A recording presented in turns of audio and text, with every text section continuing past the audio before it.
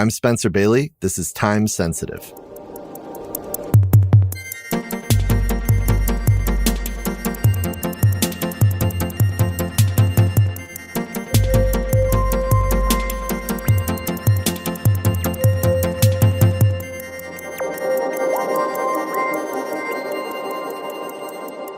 Hey everyone, thanks again to those of you who have signed up for our new membership program.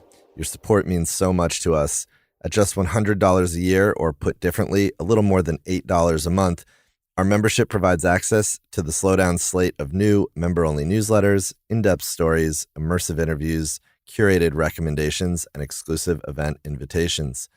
If you'd like to join or learn more, go to slowdown.tv/subscribe. That's slowdown.tv/subscribe. On this week's episode, I talk with the renegade British designer Tom Dixon, who for decades has been on a quest for longevity in design and obsesses over raw materiality in a way that I find incredibly wide-eyed and entertaining. Entirely self-trained and without any formal design education, Tom entered the design realm in the 1980s by creating welded salvage furniture that was at once antique, experimental, beautiful, and punk in spirit, which makes sense because that's Tom at heart. Eventually, his work caught the eye and interest of the Italian furniture maker Giulio Cappellini, who then helped propel Tom into more industrialized modes of making and production. In the late 90s, Tom became the creative director of the British homewares company Habitat, then owned by IKEA, so pretty much the biggest furniture company on earth. In 2002, he founded his eponymous design company and has since designed everything from a cruise ship for Virgin Voyages to hotels in London and Paris. He's even, as we talk about on this episode, developed a system for underwater furniture production, which is as sci-fi as it sounds. His work is also included in the permanent collections of the Victoria and Albert Museum in London, the Museum of Modern Art in New York, and the Centre Pompidou in Paris. As you'll hear, Tom is awe-inspiring and never short of bold, forward-looking ideas. Before we get into the episode, I'd first like to thank our Season 7 presenting sponsor, the Maison Van Cleef & Arpels, which this year is working with the American Museum of Natural History in New York to present the exhibition Garden of Green, Exquisite Jewelry by Van Cleef & Arpels at the museum's Mignone Hall of Gems and Minerals. On view through January 2024, Garden of Green showcases 44 creations from the French high jewelry house, 32 of which are on view in the U.S. for the first time. Creating a lush garden of jewelry, this impressive array of precious and ornamental stones forms a dazzling journey that celebrates the beauty of gardens and nature. One area of the exhibition space highlights a diversity of greenstones, another concentrates on particular materials such as jade, chrysoprase, and malachite, and a third displays a selection of majestic creations set with emeralds. I just visited the other week, and I highly recommend it. You can learn more at www.amnh.org/exhibitions. That's www.amnh.org/exhibitions. And now, here's my conversation with Tom.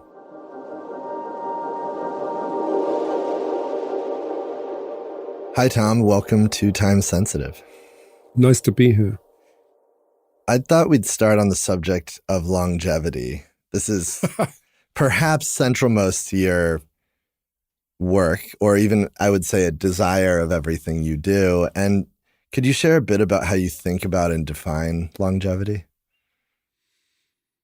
Well, in terms of products, it's become more and more important as the sustainability question becomes, urgent and prominent, and every company has to think about it. I think there's an advantage to being in domestic or furniture products, which is that you just can't consume in a throwaway mentality. It's got the benefit of being a fairly slow sector anyway, whether that's in retail or consumption. I'm now old enough, if you're talking about longevity, to have seen my stuff bounce back. That might be on eBay, it might be at a car boot sale, but I've even seen it in antique shops or in auction houses. So trying to understand the value that comes with intemporal objects And, thinking about how people, or even in fashion cycles, how things are quite cyclical and come back. I mean, we've seen mid-century modern, come back in a huge way, then being superseded by postmodernism, a second time round. Modernism came around again in the 80s and will be back. So I think, if you do your job correctly, you'll see things have a second, third, or fourth life. And I mean, the best example I always use is my great-grandmother's writing desk, which she bought as an antique, which must be around Louis XVI, 16th, and presumably has served 10 generations and is actually quite a good laptop desk now. I did want to bring that up. I mean, it's rare that we think about furniture in terms of centuries. Mm-hmm. Is that a desire you have with objects you make? Well, I spent a lot of time in museums as a kid, and it's kind of, I think it's interesting to see how things fall in and out of fashion, and then the things that survive, right? Whether that's in style or robustness or build quality or even materials, which I'm very interested in, and which things actually might improve with age as well, which is obviously a thing which is quite hard to define. But I've forgotten what your question is. Do you want the objects you make to last centuries or? Oh, centuries. Well, I mean, that would be amazing, right? And I've toyed with 1,000-year guarantee. It's very hard to convince anybody in business to underpin that. Right. Your flame cut furniture. The flame cut furniture was a project which came from working in a British castle that had been burnt down 3 times over 1,000 years. So the idea came from this idea that the architecture was surviving, but the contents had vanished, and that even the wall finishes or the floors had gone, but the building still stood. So I just thought, well, how could you make a set of furniture that would survive alongside the building? And to that end, I just used shipping steel. And, obviously if you left it outside, it might rust over 1,000 years. But indoors, it would definitely survive a house fire or a civil war, which is what this castle was subjected to over 1,000 years. When it comes to design and production, at least on the subject of time, you've said that the best thing is not to race toward instant gratification or trying to go faster the whole time, but maybe slow down and completely do things that might take 3 or 4 or 8 years to mature and sell them in a small or select way. Do you see a future where this sort of slowed down design process can exist? I mean, even in the world of AI and machine making, and do you see it though there could be a stronger desire for that kind of thing? There's a lot of threads to that question. It's not the design process in that project, which was taking 3 or 4 years. It was the manufacturing process. So this is a project I'm still noodling with, which is underwater factory. It requires a sort of electroplating process to accumulate minerals on a metal framework, which, takes 2, 3, or 4 years according to how thick you want the deposit to be on the furniture. It's a means of making reinforced concrete using the minerals in seawater. And so the design is whatever the design is, but the manufacturing process takes 3 or 4 years. I mean, I've shifted from thinking that it might be a good idea for manufacturing because it just isn't. I mean, nobody could really afford to buy things that take 4 or 5 years to make. But having said that, some of the raw materials in your furniture take 100 years to make.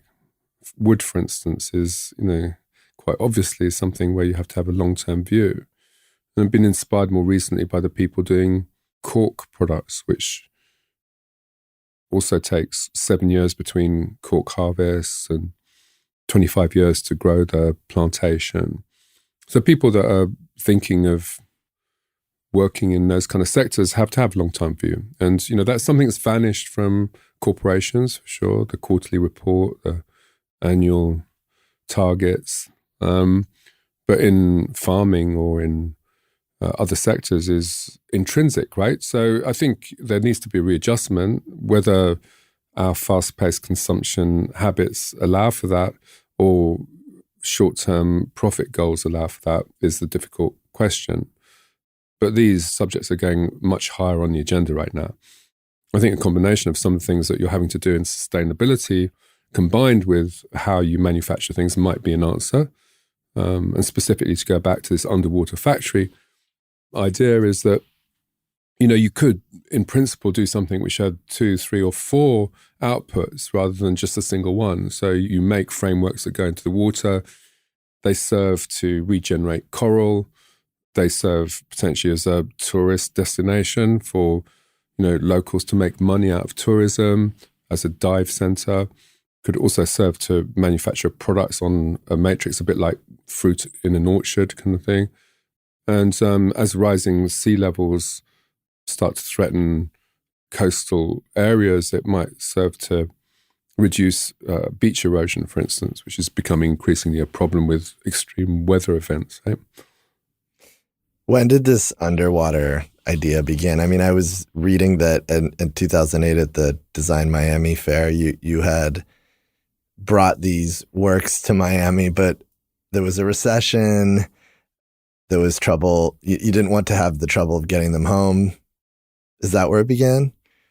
That was the start of the thinking about underwater and the idea that really these were incredibly monumental and heavy pieces of kit.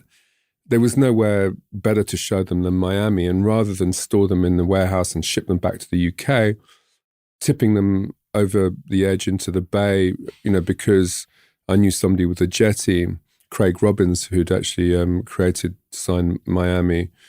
It was possible just to have them in a place where they might also acquire some patina and some authority over time as well. I mean, we're talking about timelessness here and about how things might improve with age. There's something about the uniqueness of an object which has been sunk in the water, which is unreproducible with conventional finishing techniques, right? The way that rust and barnacles. And so we tipped them in and we retrieved them a couple of years later and still didn't sell them, so the recession hadn't gone away. I mean, there was a proper market crash. I think the banks collapsed, whatever. So nobody was buying fancy furniture and certainly not interested in the 1,000-year guarantee.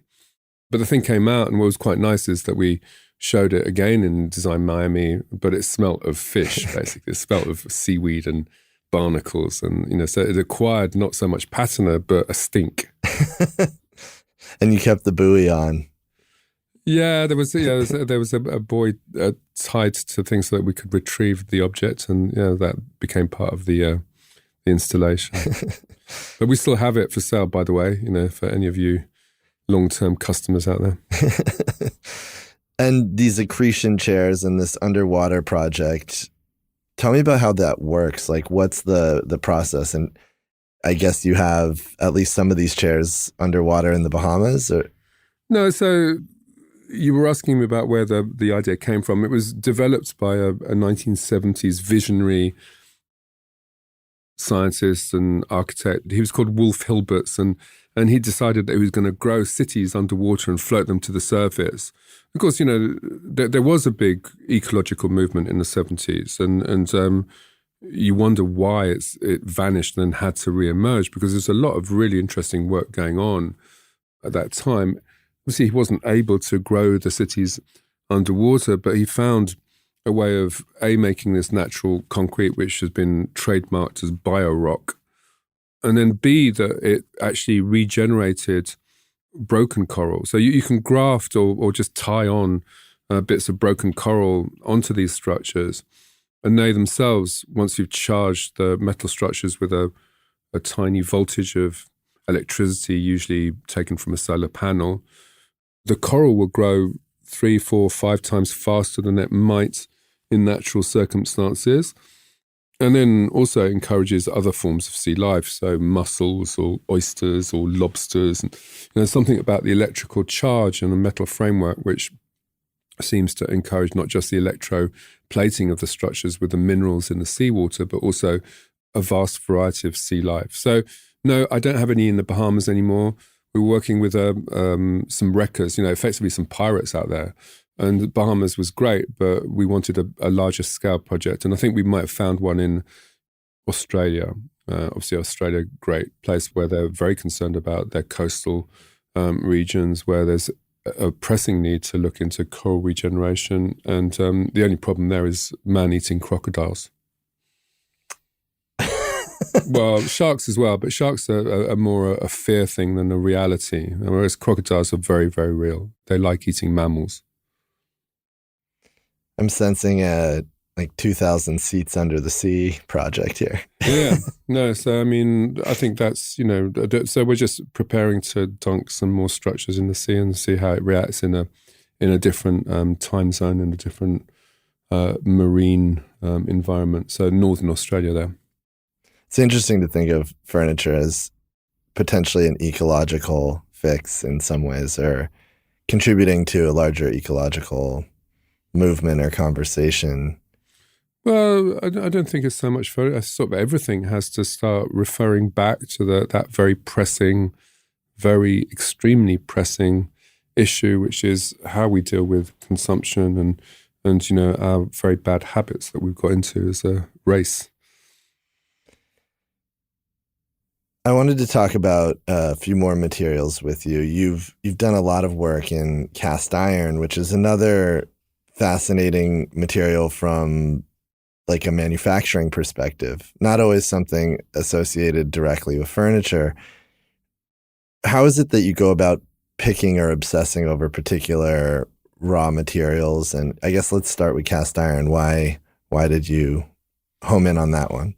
I think, we'd used a series of tropes about, British industry as a means of giving ourselves it was something I was always interested in anyway.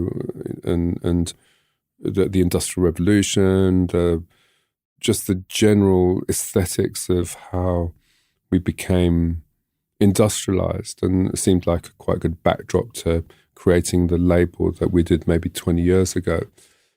And cast iron was intrinsic to the Industrial Revolution, really, powered quite a lot of the bridges and the engines that made it all possible.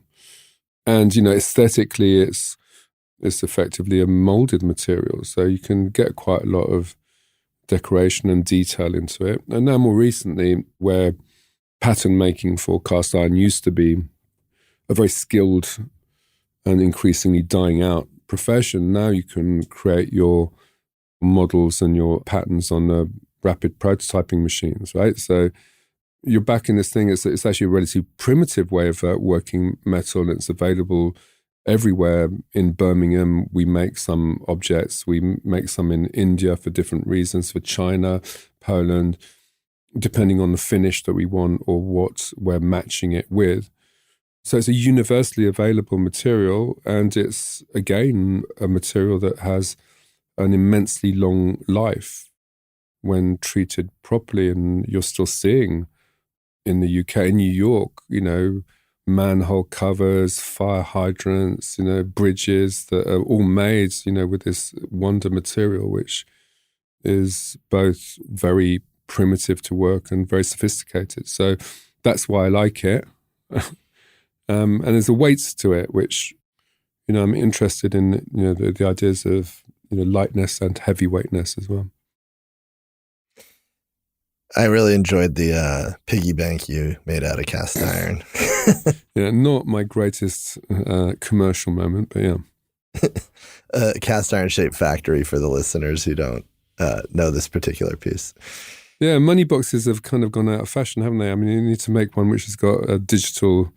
where you can store your crypto. Yeah, exactly. Okay, good idea. We're coming up with product ideas right here and right now. Yeah. Talk to Ledger.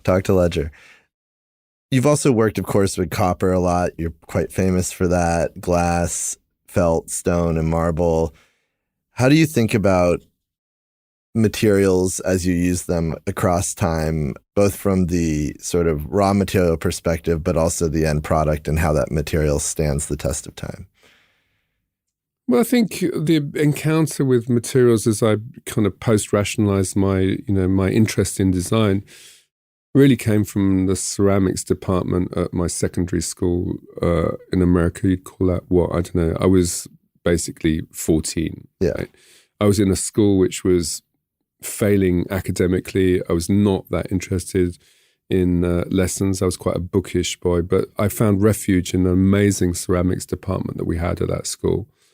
And just discovered the joys of transforming this mucky, muddy, universally available material into desirable objects. And, my first, I think about it actually now, my mother gave me a box of my tools from that she'd been storing since that time. And in it was a series of hash pipes that I'd been making at school and indulging not just in making, but in commerce as well. So I was selling cannabis pipes to my peers aged 15 at school. And so that thing of understanding the value of design into, small industry, into commerce is still with me today, right? So, I can't believe that I was actually doing that at that age, and using the available facilities to do that. But the great thing about clay, and then going back to materials just in general, is that's a departure point for every design. I think the contemporary designer is faced with lots of possibilities on the computer where you can press a button and suddenly something goes transparent and it's made out of glass instead of cast iron. The reality of materials is that they're not as smart as the computer, and you have to really know them to be a reasonable designer if you're interested in those things going into production rather than inhabiting a virtual world, right? So the materials are the departure point. The processing of them as materials is the reality of what you can do with them. My interest in design, starts off with the clay and then, mutates into welding, which is, obviously a very quick and flexible way of making quite solid structures. So somewhere between the raw material and the way that you convert it, whether that's an industrial technique or a craft technique, lies all of these unbelievable series of possibilities. And, my method of designing isn't really conventional in the way that an industrial designer might be. I mean, it approaches more sculpture because, I like to make the thing full size out of as close to the real materials as possible from the get-go. And I like to understand how you manipulate those machines. So, even if I'm not a weaver or a glass blower, I'll have spoken to the people that actually craft those things or the engineers that work on them and try and understand what I can do that's different from what's already there. So materials do become specific obsessions. And, at the moment we're deep into cork and aluminium, for a variety of reasons. But, plastic is still really interesting despite it having a very, negative connotations at the moment. And glass is still fascinating, as is clay. And I'm never going to get away from steel or copper, I don't think either, because it's still, in my view, full of potential, unresolved potential in my eyes. Do you view yourself in some ways as an alchemist? Well, I mean, I use that as a kind of analogy for this idea that, unlike a lot of designers, because I didn't do design theoretically. I didn't study it at school for 4 years. The only way I became a designer was by people actually buying the objects I was tinkering with. So I think that transactional thing is kind of interesting because I don't think I'd have had the confidence in my own ideas if other people hadn't endorsed them with the cash, right? And so for a lot of designers, the money side of things is a dirty word, or you're just involved in the service industry of coming up with the idea and you don't really think so much about the commerce. I mean, for me, it was almost the motor which made me believe that I had an ability to make things that people would desire, and so I've never divided out the commerce and the design in the way that a lot of other people do artificially by going to college. And for me, that endorsement is still a thrill. I can't believe that people, will still buy things that were, a few months ago, just an idea in my head, and that's a great way of making a living. It's more like being a baker or something. You see the thing all the way from the raw material to somebody's home. And that's a quite complicated journey sometimes, but we're involved in every part of it. How have you seen the speed shift of what you make from the early days, which were much more, I would say, raw or crude designs than some of the more industrially manufactured designs of more recent decades? Well, it's interesting that, I've managed to have a really quite a broad series of experiences in design and manufacturing and commerce as well. So, the making things with my own hands, not really as a craftsman, because I can't claim to be a good craftsman, running my own factory with juniors that I taught how to do metalwork, moving on to working for the Italians that were doing really luxury goods, then going back into proper commerce, like on the high street level, so much more affordable things, experimenting with giving things away for free, so going even cheaper than the cheap, going completely free, trying to mimic, some of the internet companies that give away their core service and then charging for it through advertising.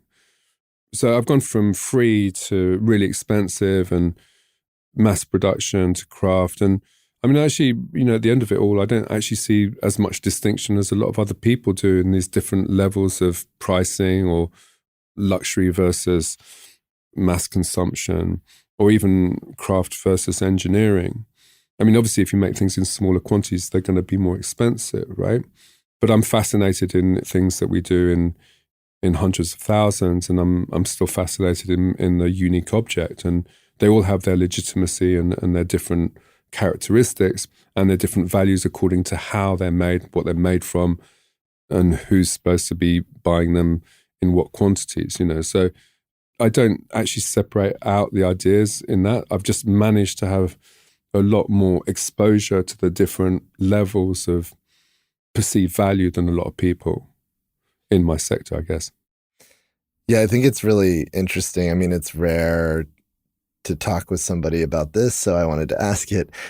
How do you think about how society places certain values on materials? Because you're looking at it from a very designer-maker point of view, but once these things are out in the world, there's a certain value system placed on material. Yeah, and I think also, perceptions are shifting in terms of the value of different things or the non-value of different things. And it takes quite a long time to shift people's mindsets about what's valuable or what's not.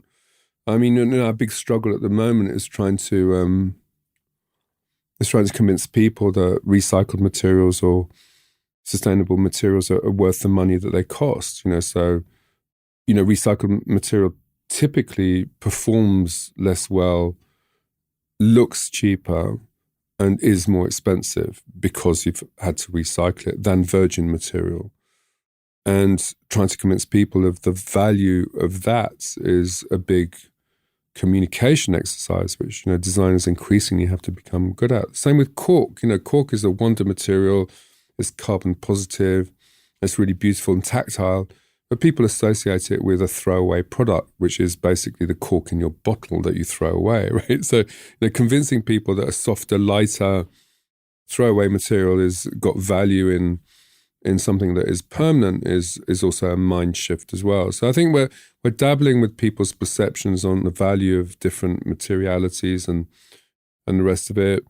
A big part of the job is trying to explain these things in a way which makes them appealing or make them appealing. The latest battle which has probably been won has been, for instance, with LEDs. So, you've got to remember that it sort of happened in the opposite direction, that, LEDs 15 years ago were the light that nobody wanted. It was too expensive. It was too blue as a light. It flickered.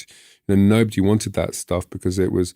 So a combination of government legislation, which I think, is underestimated in terms of, the need for that to challenge consumer behavior, the massive leap forward in engineering to make things at a price. So, big scale becomes important in that.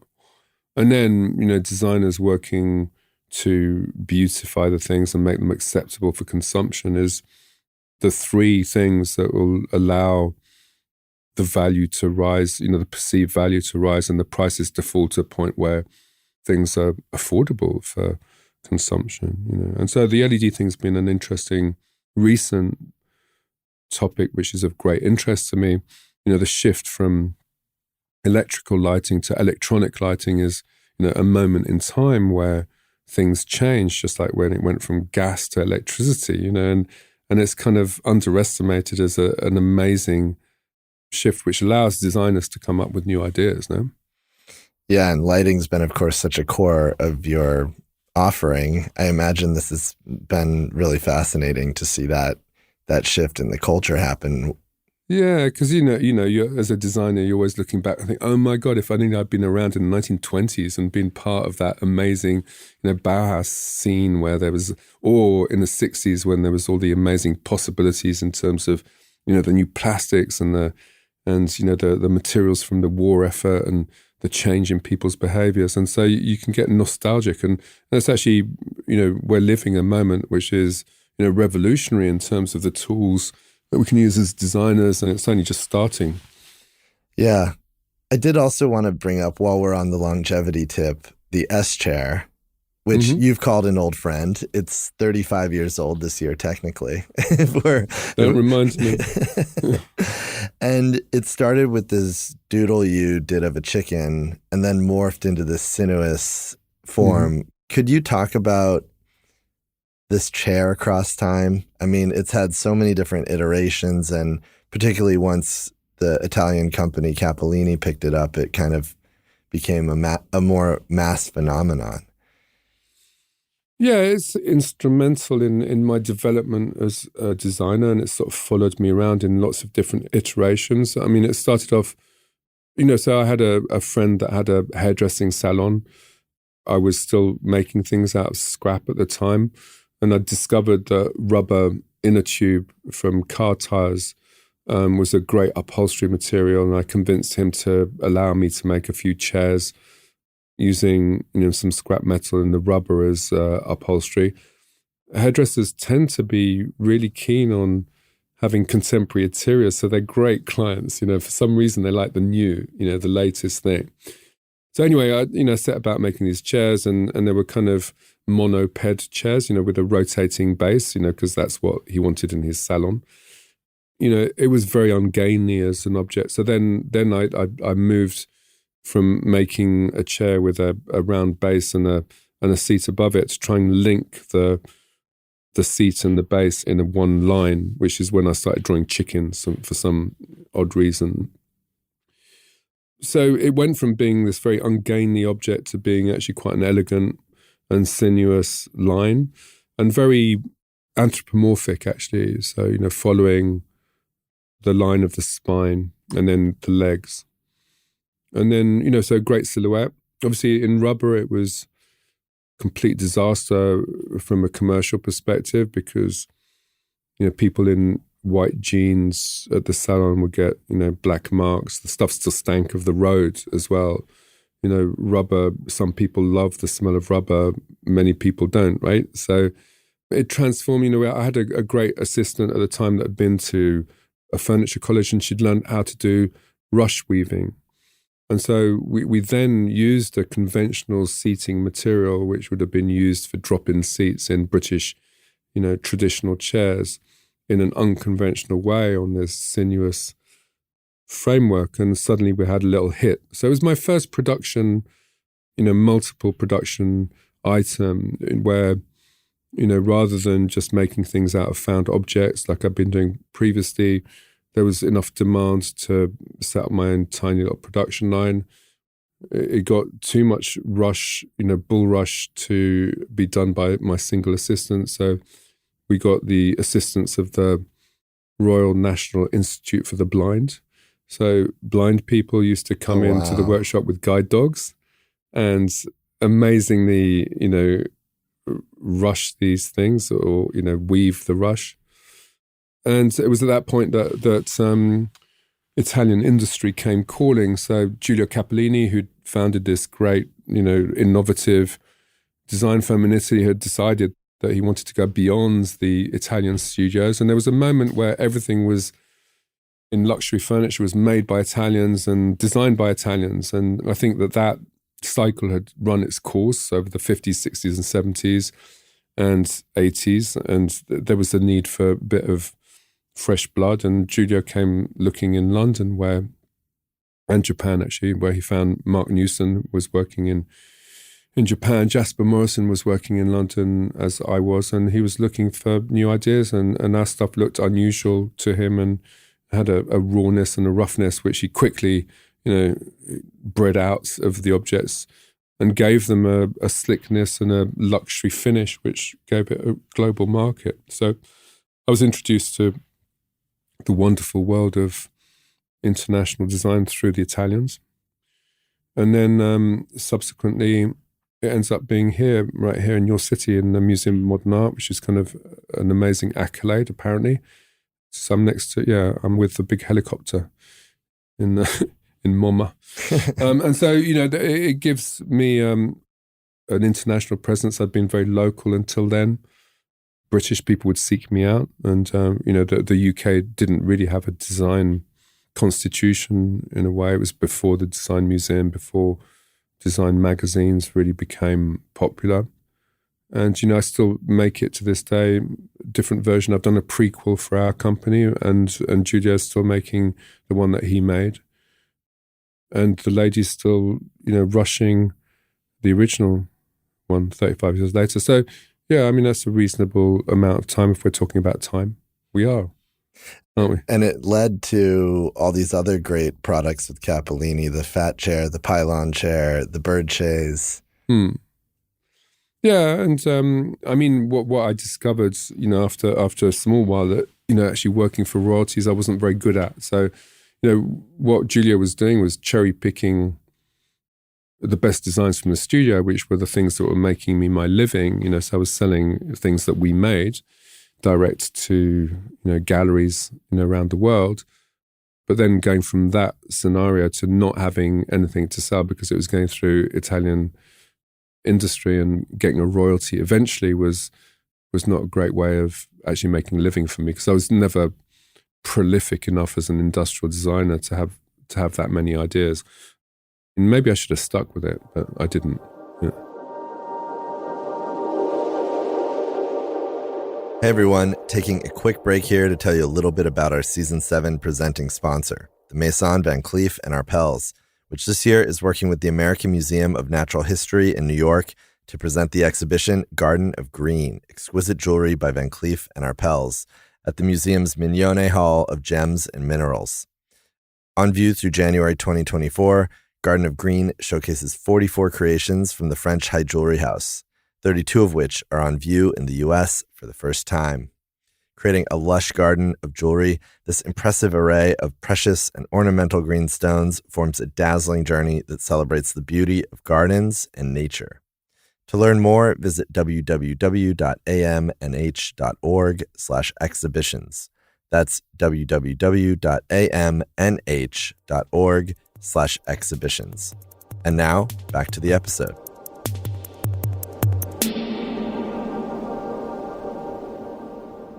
You also had these other great light products in the early 90s. I wanted to bring up paper totems, the star lamp. And these were really interesting, I think, from just like a simple material perspective. You're basically using paper. They did remind me a little bit of Noguchi Zakari lanterns. And I understand that you showed the totems here in New York at Comme des Garçons in 92. Yeah, I discovered Japanese paper through, so I was more interested in geometry than I was in paper lanterns, and I'd made a series of frameworks coming from the pylon chair, and I started playing with using, tissue paper, and it was my first lighting hit. But the problem with paper and metal frameworks is that although they were quite desirable and we sold a lot of them, as soon as people would pull them out of the box, they would stick their thumb through the paper, and it never really worked commercially because they had so many returns, So, that's when I started dabbling in plastic, actually, to try and find a way of making things which had more permanence. the totemic phase was actually more, in sculpture terms, inspired by Brancusi in terms of the shapes. But of course, there's a lineage from Brancusi to Noguchi, right? Indeed, 1927. 1927. And so, yeah, I mean, like I say, for me, sculpture, I work much more in that way rather than industrial designer. And, my inspiration was definitely sculpture for a long time. And I didn't really understand how much work Noguchi had done, but obviously I'd seen the stuff, yeah. Yeah. And in your book, Dictionary, you do show a few Brancusi pieces, including Torso of a Young Man and Fish, which kind of were loose references to your work. It seems. Could you talk a little bit about the Brancusi influence on your particular? Well, I mean, I like primitivism, and I love the idea that he walked from Romania to Paris and set up in what must have been really a quite tough environment. Of course, his studio has been moved into the Centre Pompidou, adjacent to it, and you can still visit and see that kind of, real simplicity and the emergence of minimalism in sculpture happening there, and a real moment in time in the 20s in Paris where everything was being challenged and rethought. But of course, his craftsmanship in stone and wood and bronze is kind of beyond belief. And the constructions, he's super influential in so many ways and for so many people as well. It's that Bourdelle and Noguchi and all the rest of them, presumably Henry Moore in the British School as well. It would have been, amazing being there at that time, right? So anyway, the thing that I like about sculpture is that kind of attention to materials and the idea of extracting the most out of a material. Let's go back in time to your family, and I want to start with Joan of Arc, who I understand you're related to 27 generations past. Yeah, okay, so Joan of Arc is a bit difficult because Joan of Arc, obviously being a virgin, did not have any descendants. So I'm related to her brother, and of course, they were peasant families. So normally, peasant families would not be documented, being illiterate and there being no documentation. But because the family really organized her sainthood as well, as soon as she becomes a saint, then the family becomes very documented indeed, right? I mean, her brother turns out to have been, according to some accounts, a bit of a crook and kind of organized her re-arrival as an afterlife figure and paraded her around and made money from it. So, I mean, it sounds great, but, you wonder whether it was the right part of the family that I'm associated with him. And your parents, your father was an English teacher, your mother worked for the BBC, and you were born in Tunisia. Mm-hmm. In 1965, the family moved to London. Tell me a little bit about your upbringing and also maybe the schooling you were alluding to earlier with the ceramics. Yeah, so I guess, a lot of people that have traveled a lot or come from mixed backgrounds, it seems to kind of fuel creativity in a way. So I was born in Tunisia, but I lived in Morocco and Egypt until I was about 4. Then we moved to northern England. My mother's half French, half Latvian, so I've got a bit Nordic. If I tell people that I was born in North Africa, people instantly assume that I'm Arabic, but I'm not. So we moved to London, and so I'm effectively a Londoner, but I've always spoken French to my mother, still do. And it gives you, another dimension, another sense of humor, another culture, a different way of looking at the world if you're bilingual, I think. So that was instrumental. I went to what we call comprehensive school in London, a place called Holland Park, which was a kind of experiment in education where there was no streaming, so people weren't put in classes according to their talent. They were just lumped together and there wasn't a great deal of academic excellence at that school, but it had been purpose built. So I had a really great metal shop and wood shop. And they taught technical drawing for people that weren't academic, and ceramics and photography. So effectively, it acted as a little art school for me, and I could really bury myself in making things rather than studying them. I mean, I wasn't bad academically. The school was bad academically. I was very bookish. I could read, I could write a couple of languages, but I wasn't encouraged in mathematics or geography or biology or anything scientific. But the art departments were, and have vanished actually, even in those schools. Those art departments don't exist in that way anymore. So I was very fortunate in that way. Although I do, sometimes feel a bit jealous for people that are good at maths.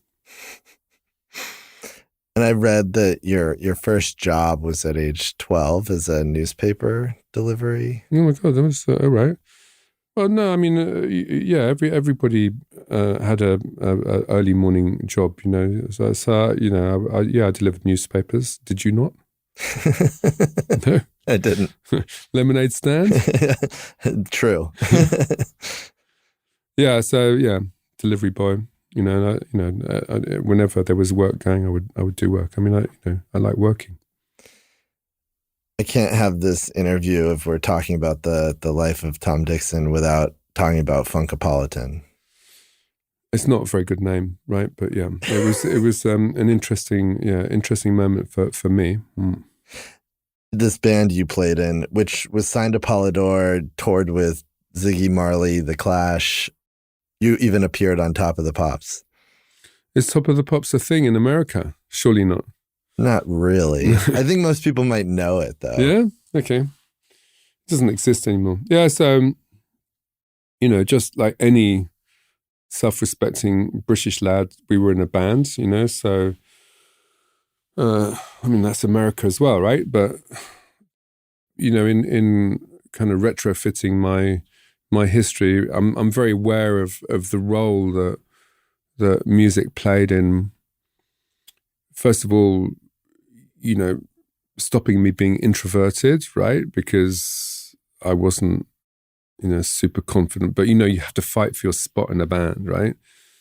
8 other lads in a transit van. You've got to fight for your spot. And then you're pushed onto stage. You've got to perform. So what was interesting, and again, the story that I like to remember is this idea that you learn your own instruments. There's no formal training. There's a lot of self-determination in the tunes that you make up or the gigs that you play or the posters that you make. And you're effectively making a little industry there. You're eventually then bought by a big corporation. And, I've mimicked a bit that in the design world, right? So picking up my own instrument, which at that point was the welding torch, and then making my own things and doing my own gigs was effectively doing exhibitions. And so that whole experience in the music was very much a kind of awakening to the potential of creating your own destiny and making a living out of your own ideas. I don't think I was consciously doing that, but if I look back, it's definitely a pivotal moment in, and also at an age where that's really influential, to be able to see your ideas turning into something that people buy.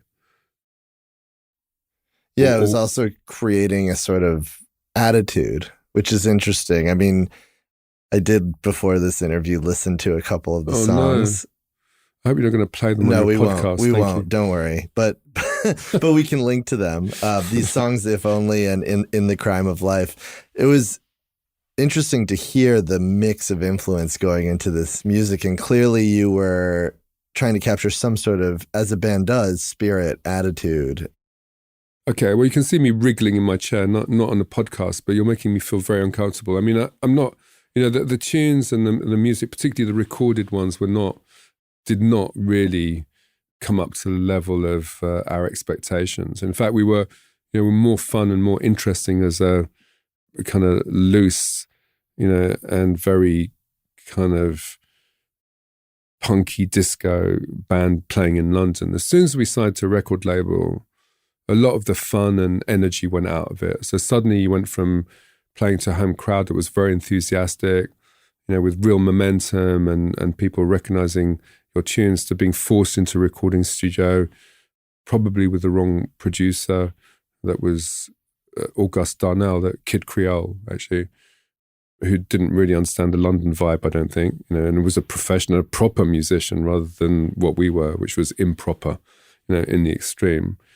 But it was a moment. And like I said, the transition from being amateur to being professional to being in a record company to touring the world was really quite fast. And that was my first encounter with New York, actually, was on Broadway with The Clash. And that was all about growing up. I mean, people really didn't want to hear what we were doing. They wanted to hear The Clash. So we had some very uncomfortable moments on stage at Bond's International Discotheque on Broadway. Yeah. Things thrown at you? Yeah.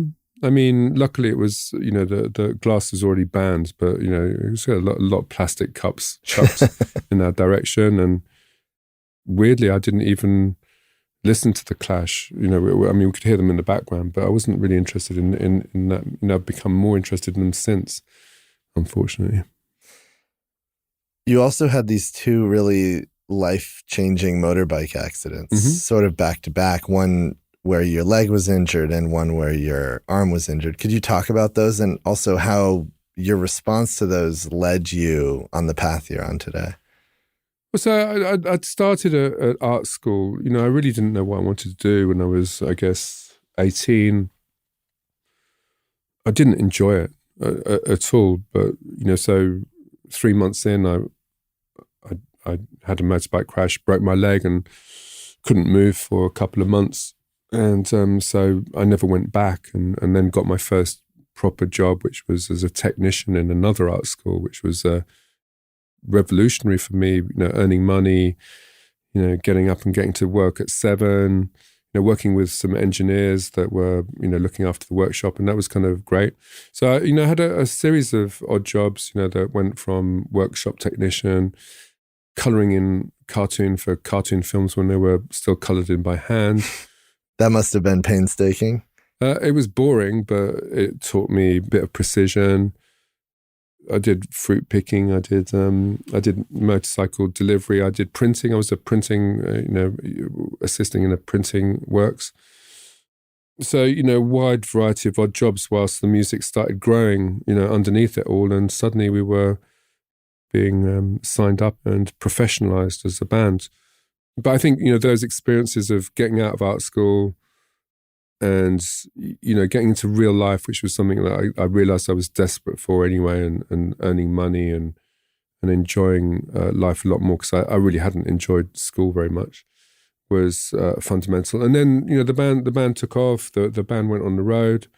And then, maybe a year into signing a record contract, I was on a motorcycle again and crashed into a BMW car and smashed my arm up on the eve of a tour. So I was replaced by a much more effective session bass player who took my place, and I wasn't able to return. So obviously I was bitter at the time, but he was a friend of mine and still is. And the bass player? The bass player, he plays with Pink Floyd. That's his... now? He's a replacement for Roger Waters when they tour. Yeah. Mm. Guy Pratt, he's got a podcast as well if you want to listen to it. And so that was the end of my music career. But by that time, we'd already been to New York. We'd seen a lot of clubs and the kind of nascent kind of rap scene, which at the time was much less commercialized and was closer to poetry than it was to what you think of as rap now. And some of those clubs were really quite chilled cultural places. And we thought we'd start that in London. So we started, alongside the band, we started a few clubs in London and they became reasonably successful. So when I had my motorbike smash, I had another means of living, which was the nightclub business. And obviously you make money on a Friday and Saturday nights. And then the rest of your week is available for tinkering, which is what I did. The welding. And in the mid-'80s, you started Creative Salvage. Mm-hmm. Could you talk about that project? That seems like a interesting thing to bring up here, given so much of the experimentation happening during that time, I think, led to the S chair, you could argue. Well, so, I'd learned to weld in a friend's kind of car shop where he was restoring vintage cars. I'd acquired a few vintage cars and motorcycles along the way, and I always thought that I'd be good at doing that. We ended up using it as a means of entertainment, welding, live on stage at the nightclub. What was kind of interesting about nightclub business is that you suddenly have this big demographic of people that you know vaguely, people that are themselves, hairdressers, musicians, photographers, fashion designers eventually, and they all need something. So when they saw me welding on stage, they knew that I was making stuff, and people would come to me for things, so the hairdresser for the chair, the people from Paul Smith for a lot of fashion designers were early clients. We talked about Comme des Garçons, Vivienne Westwood. All these people were hovering around the clubs and needed stuff, whether it was a stage set for a photography shoot or a piece of shop fit for a fashion store. So alongside, making things for my own pleasure, we very quickly had, work to do, making all kinds of stuff. And that's how I learned how to be a designer, by actually making things. And it's been my reflection that, practice is everything in every profession, right? And possibly underestimated in design. Actually making things and seeing how they work, and making more things and seeing how they work, and then them falling apart and you remaking them is kind of the way it worked for me. So I turned what was a disadvantage of not having a formal training in design into an advantage by just being prolific and making a lot of stuff and seeing how bad it was, and then wanting to make the next one. And over time, of course, this sort of rolls into a more professional setup. Well, yes and no. I mean, professional, more organized. I get more assistants. Some people doing more welding, other people doing administration. And, I open a retail shop, and I try making, things for industry and for, for Cappellini.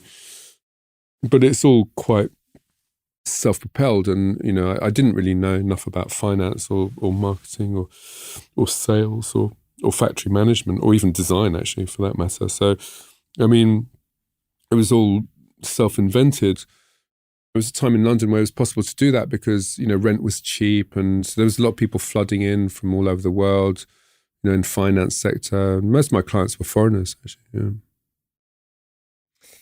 One of the things I wanted to ask you was about your time in factories. You've traveled the world, spending time in India, Poland, Newcastle, Lagos, all these different factories. How do you think about this time spent? What have you learned through that time spent? And what's kind of not surprised you, but maybe shifted your thinking in terms of making and... Well, I mean, I think it's a bit of a sad world at the moment where there's a lot of traditional craft and manufacturing is vanishing. So, there's a sadness about, some of the stuff that I knew and loved actually not being available anymore, and not being commercially viable, actually, in a world which prizes affordability over everything. I mean, at the same time, the opposite is true, is that there's so much more possibilities and opportunities and techniques that allow you to make things as well. And definitely the rise of digital manufacturing and digital methods has mirrored a bit what happens in the music industry, where you can make things from a laptop, and get them printed. And so, it's a story of two separate processes. One which is the vanishing of a lot of traditions and a lot of knowledge, actually, in the craft sector, and then, a kind of a reducing of the scale and an increase in the availability of high-tech manufacturing methods to the designer or the craftsman to use for themselves. So you're seeing, quite a big fusion even in small craft workshops or independent designers of people that are able to use very high-tech machinery to their own ends in a kind of craft way. So there might be an overlap between the two, but we're seeing, our addiction as a society to very affordable consumer goods really destroying a whole raft of really fabulous and interesting, hands-made possibilities that used to be local. And that's, even the Noguchi thing is something which is probably on the at-risk register. The Karis are selling really well.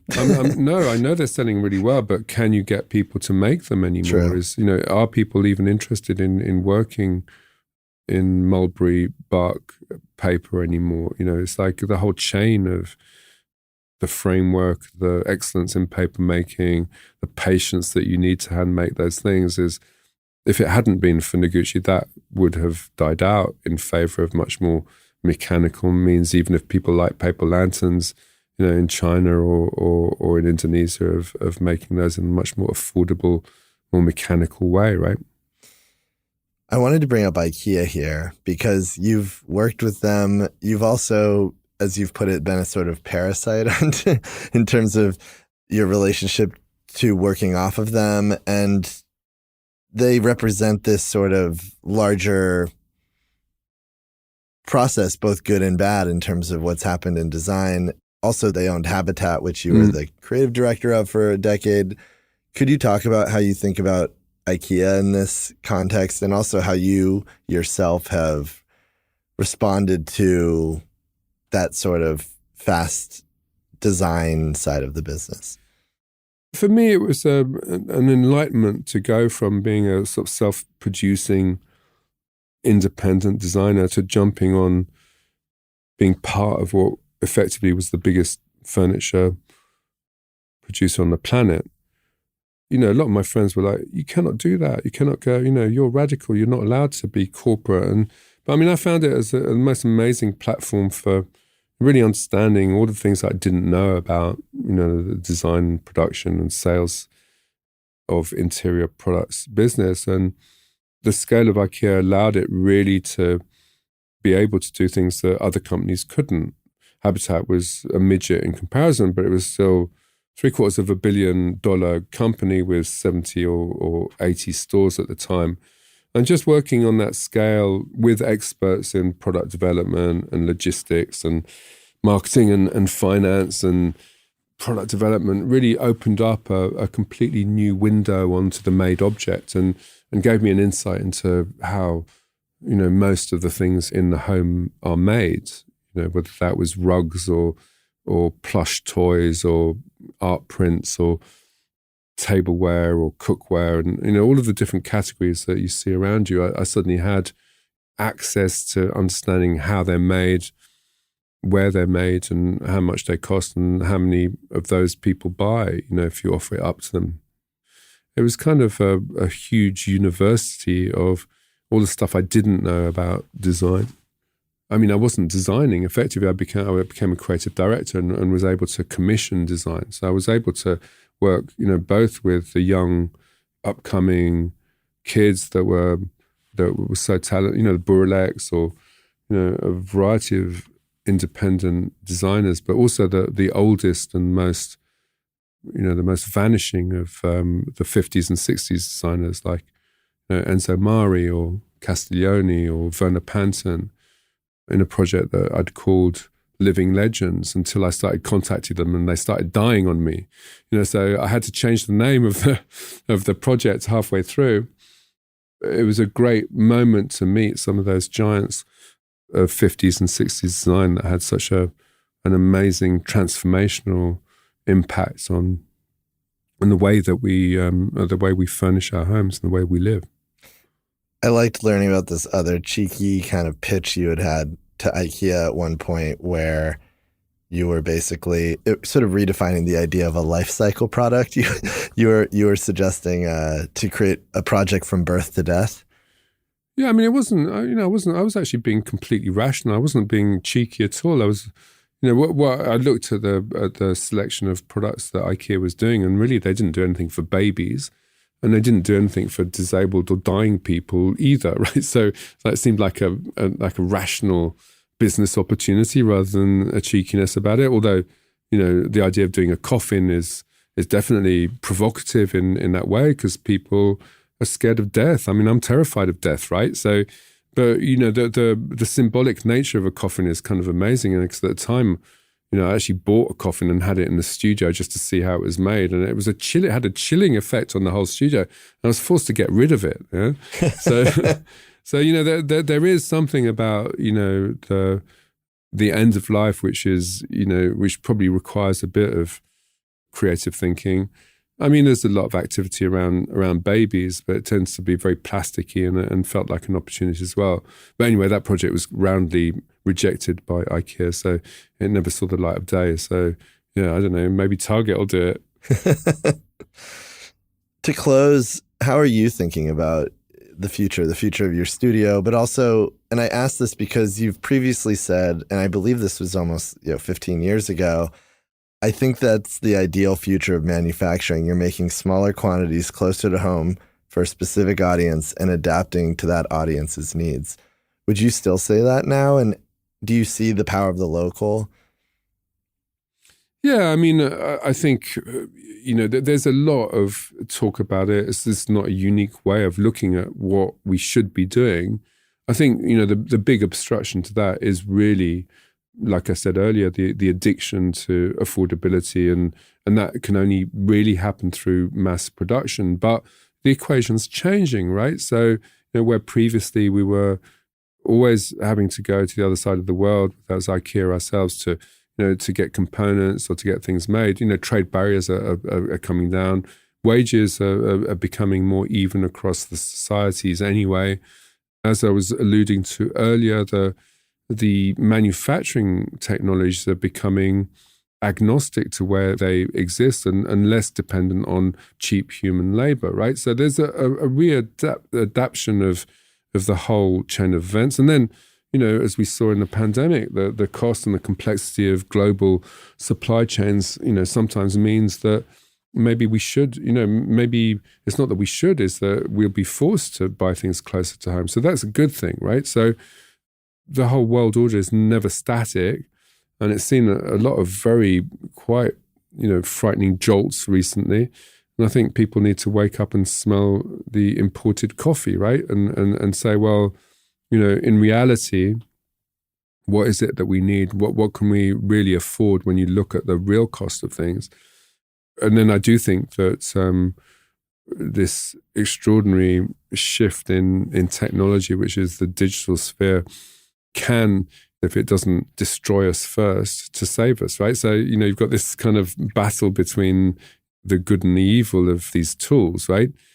And, certainly from a design perspective, if I was starting up now, I'd have a much easier route into manufacturing, into distribution, into marketing than I ever had at the beginning, right? But then, everybody's got access to those tools as well. So it's more competitive. So I think the same as in that quote, whether it's realistic or not depends on, on a lot of exterior levers, some of which have already come true and some of which seem really still quite distant, Tom, thank you so much. This was a pleasure. My pleasure entirely, yeah.